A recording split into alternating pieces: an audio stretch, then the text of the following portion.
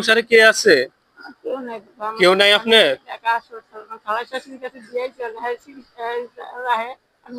আপনার স্বামী নাই? স্বামী আছে, স্বামী ঢাকা হাসপাতাল ভর্তি করেছি বাবা।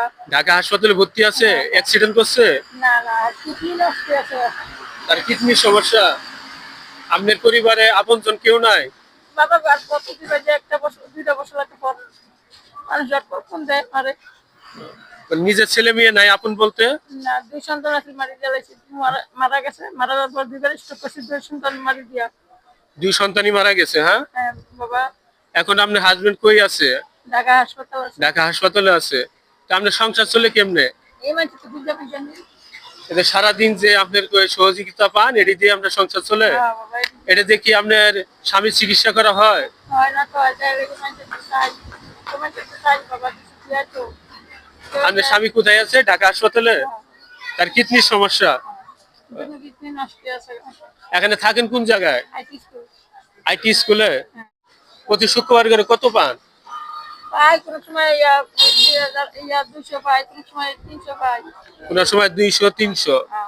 এটা দিয়ে আপনার খাওয়া খরচ চলে নাই আপনার স্বামী চিকিৎসা চলে? চিকিৎসা চলে, আবার মানুষ তো ওই ফটাতে দিয়ে ভাত খাইয়া যায়, যেমন যা ওইদিকে চলি আমি পানি খেয়ে খাই আর কি। এই যে সাদিলে তো বাড়ি তাই না, ওষুধ কিছু তাই না, অনেক কি করব, না খেয়ে থাকতেছে, অনেক চিকিৎসা করাই তাই না, ওষুধ দিতে ভরাই তাই না। টাকার জন্য চিকিৎসা করতে পারতেছেন না? বাবারে অনেক বিপদে আছি বাবা।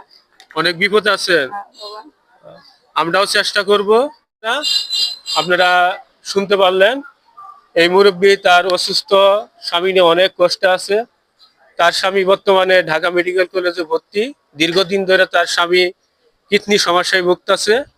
তার পরিবারে আপন বলতে কেউ নাই। 2জন সন্তান ছিল, তারাও মারা গেছে। এখন তার স্বামী চিকিৎসার জন্য তার অনেক টাকার প্রয়োজন, নিজে চলতে পারতেছে না। আমরা যদি মানবিক দিক দিয়ে যদি তাকে আমরা সাহায্য সহযোগিতা করি, তাহলে তার স্বামী হয়তোবা সুস্থ হয়ে আবার তিনি কি করেন? আপনার স্বামী কি করেন?